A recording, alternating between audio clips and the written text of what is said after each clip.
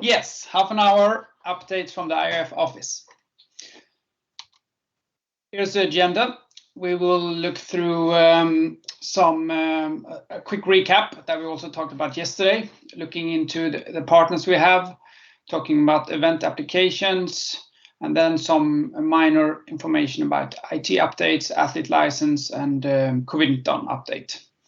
In the end, we will talk about the rules ADA non-compliance, and then some news from the last council meeting, decisions taken there about new map specification, and then some additional information about a newly released OMAP wiki and a new released volunteer platform. So for those of you who didn't participate yesterday, this is the team at the IOF office for this year. And we are really here for two reasons. We are governing the orienteering sport in the world, and we work with event support. And together with that, and on top of that, there's a lot of small topics as well. But looking in general, that's what we do. And focusing on event, the VOC, the World Orienteering Championship, is our most important event. And there we have appointed project manager. And connected to that, we also have a TV production planning with Carol Jonak, who was mentioned several times. Carol has also applied and worked with the World Cup. And news for this year that is the anti-doping work is outsourced to ITA. Yesterday I showed this as well. It's a case how we split up work to support organizers. And I will not go through that again, just put it in here so when we share the information afterwards, it will still be here. Looking into this year, there are 5 major events that are already now confirmed to be TV broadcasted. And yeah, it's very nice to know that already now. In discussions with TV broadcasters, it could be some days before, at worst, that you know. But usually there are weeks or months maybe.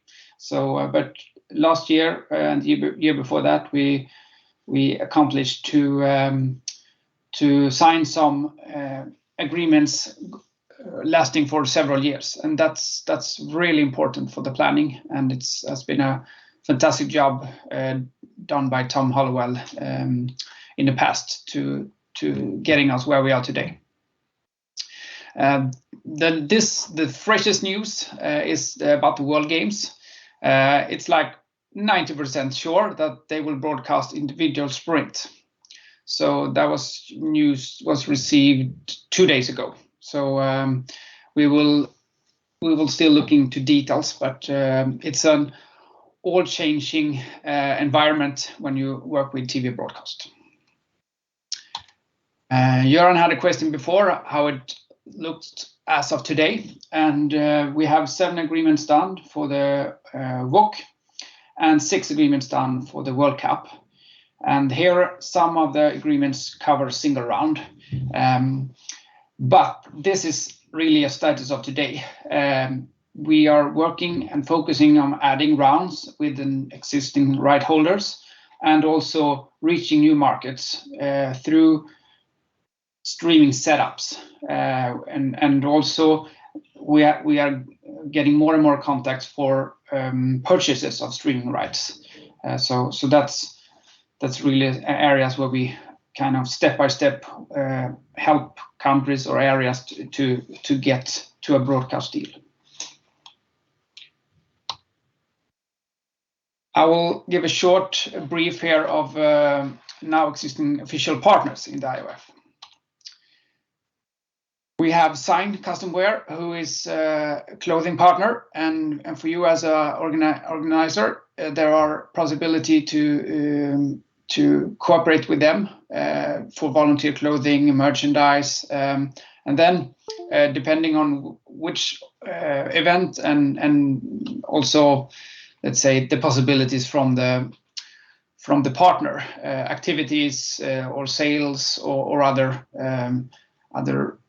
things that you do cooperate can happen, and that's really a three-part cooperation between the organizer, the IOF office, and the partner.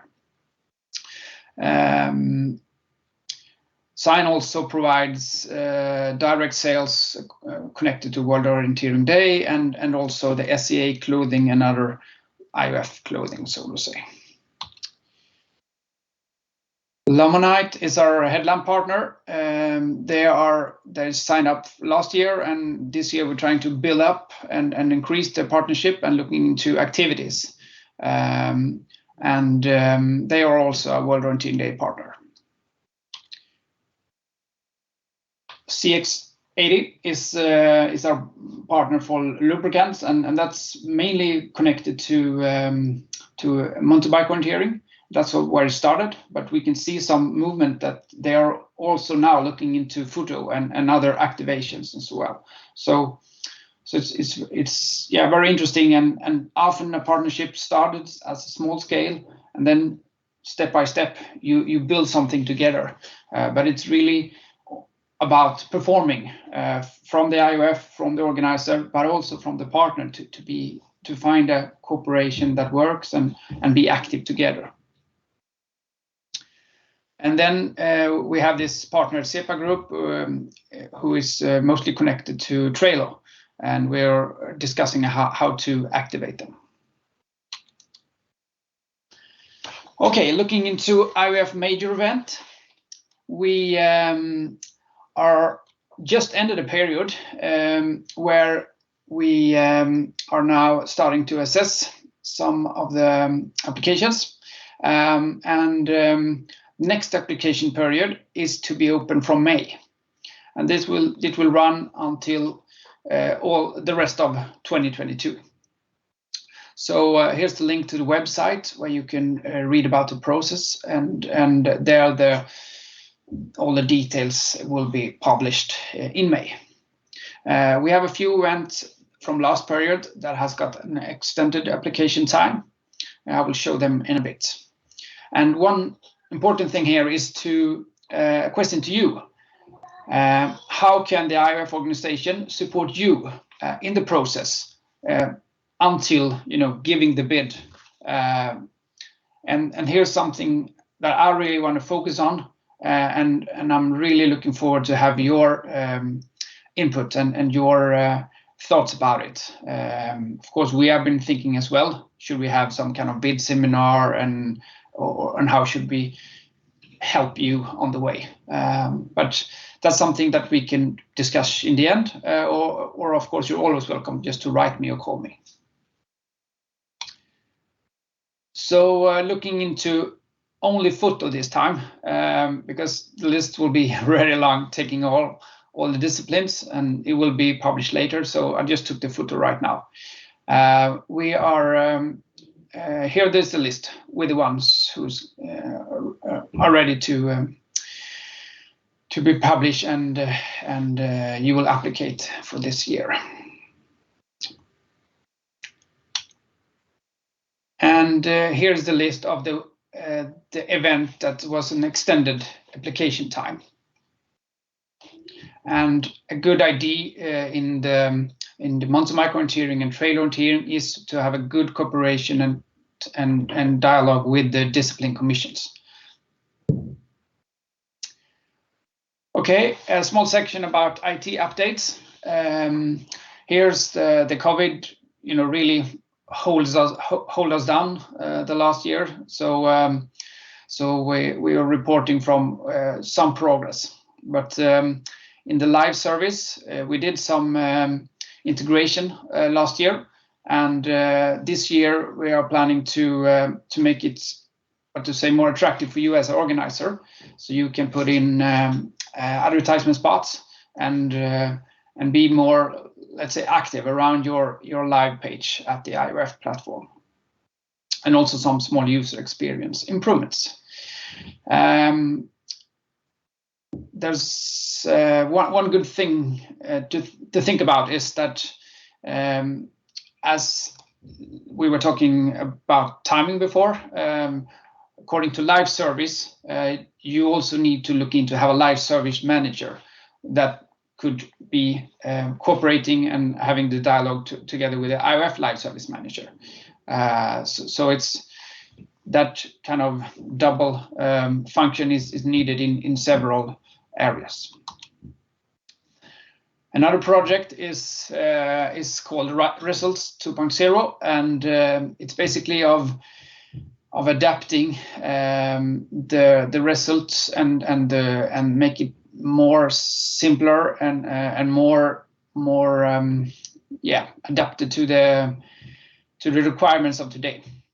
And we have been standing a bit still due to COVID, but we're hoping to do the last development this spring. And one thing, it's also sometimes hard to get the resources to get the work done, even though we have the plan and the money. So, but that's something that we come back to when we have launched. Short info about the athlete license.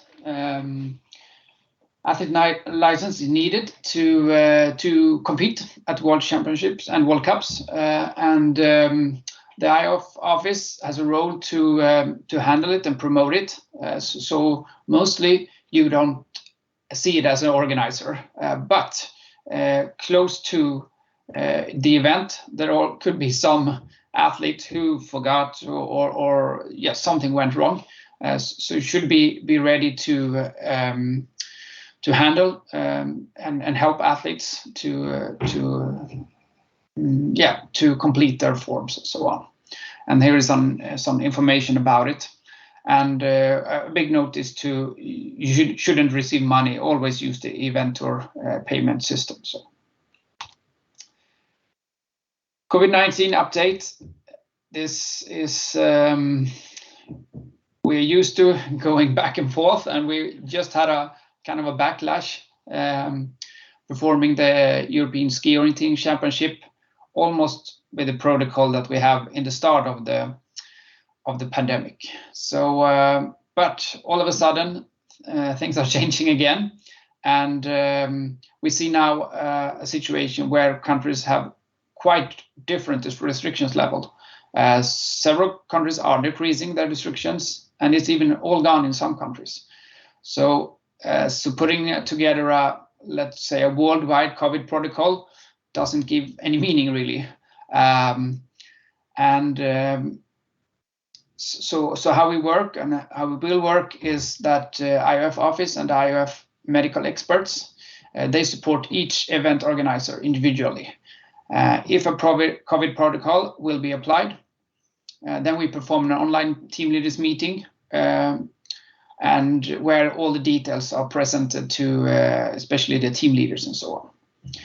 And if you are an event organizer this year and having question, address them to me, and in some cases we will kind of bunch them together, and sometimes we'll handle them individually. It's also with the feedback from an recently performed event, you can always address to me. Then as a note, it's always a good idea with online team leaders meeting. For example, if you just publish a bulletin, why don't you just invite to a team leaders meeting there as well, going it through, maybe get some input, ask some questions. So think of the new ways of communicating with with the participants. Here's a section where it's basically the same as the high-level event seminar last year. Because of the non-compliance of RUS ADA, it lasts until end of this year. So you got the information here, and I'll move on to a section like how does it affect you as an organizer. And one big issue is it only impacts world championships, meaning that there's a lot of other championships that are not affected.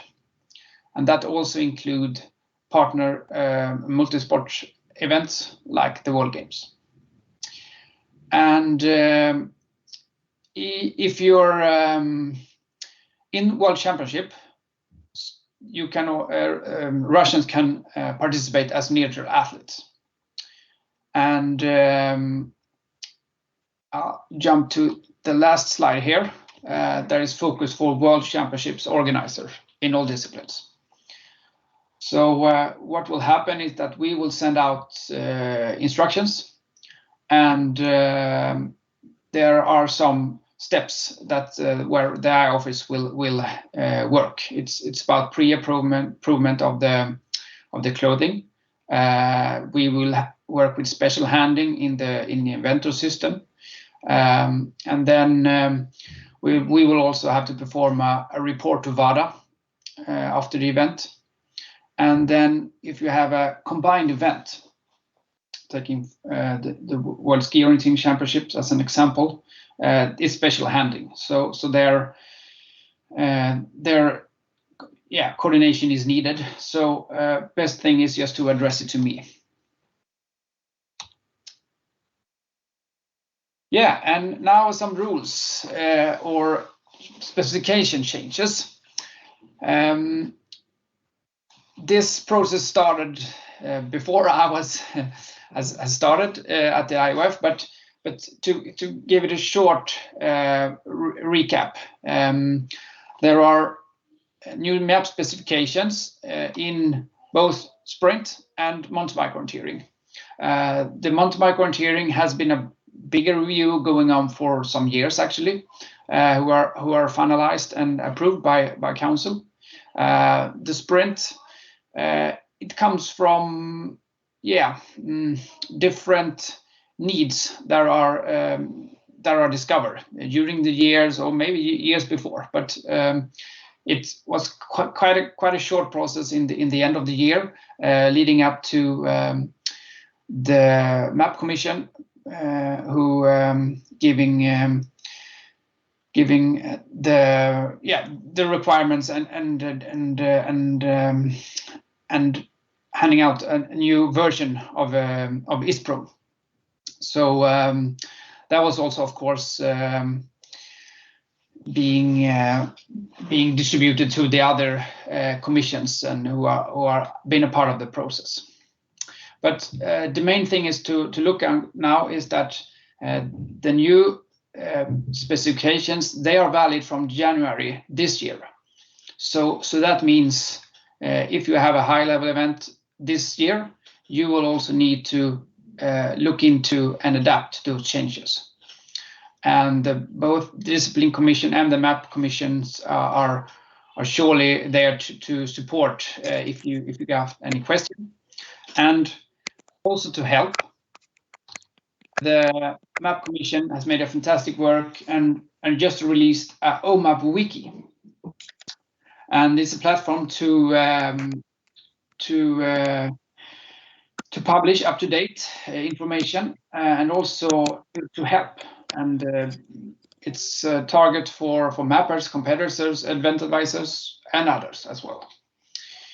So the main objectives are describe a different workflow when you're creating a map, and also to educate about map generalization and legibility, and also to provide broader information about map symbols. So the news was posted yesterday, I think, at the IOF website, and you will have the link here in the presentation. And another news is that the Global Development Commission has been working hard and just announced and beta released a new volunteer platform. And the ambition is to connect orienteers. And as an organizer, you can register a project and seek volunteers. And on the other hand, volunteers can seek projects.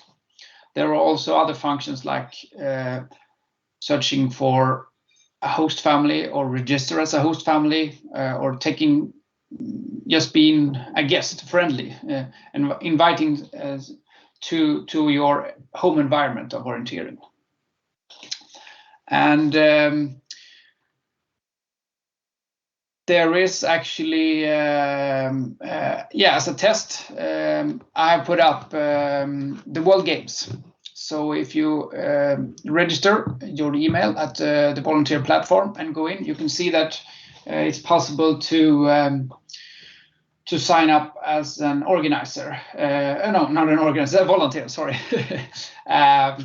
to help and support during the World Games, because there will always be need of hands somewhere, and the IOF will also support extra to the World Games, because it's a very important event, and it's happening not so very often, and is special, connected to regarding other events. So, and if you want to contribute and have input and so on, you're very welcome to contact the Global Development Commission. Yeah, finally, how can high-level events be a driver for global development? Orienteering, we have a common mission. We should promote the global growth of orienteering. We should develop competitive and recreational orienteering. That's our common mission inside the IOF and all member federation. And as I see it, there's a big opportunity in this, thinking of high-level event and global development combined. To this seminar, we have almost 40 countries from 5 different continents who are present, and it's just amazing to see the dedication and energy within it. And I just wanted to raise some questions here, not want to be answered today, but to be addressed, that we are really interested in creating a focus group or some kind of network, or working together to see how we can use high-level event as a driver for global development, and how experienced organizer, how they can inspire and cooperate. This is, the high-level event seminar is a brilliant example of that, but what can we do more? That's interesting.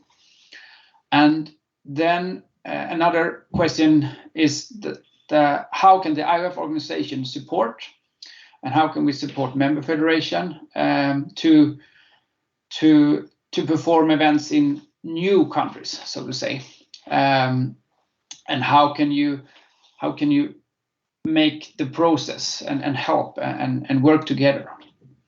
So I just wanted to end this and to say that never ever hesitate of contacting. It's just the email away, and you got our personal email, or you can address the IOF@orienteering.sport, where we sort it to the right person.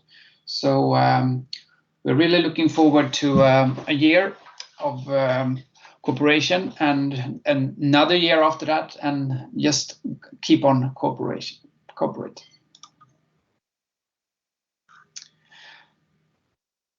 Thank you, everyone, and I hand over to Aaron.